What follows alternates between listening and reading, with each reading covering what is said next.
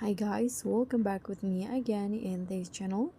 So on today's tutorial, I'm going to show you how you can customize the Google search widget color on your phone.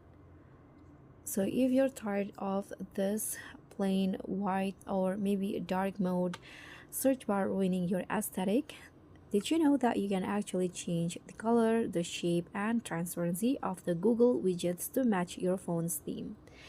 And in here I'm going to show you the secret customization menu.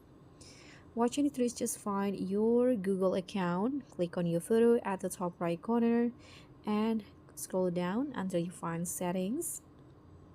Scroll down again and there will be this option to customize search widgets. So in here you can change the color and also the transparency. Here you can follow the device themes, or you can also go light, dark, or also custom. So by using custom in here, you can choose a specific color that you want for your search bar. Say I'm going to go with this orange color, and for the saturation you can also adjust here. Okay, and you can also adjust the transparency like this. Here you can also add new shortcuts, translate, song search, and others. Okay, after that you can just go back and the changes will be saved automatically.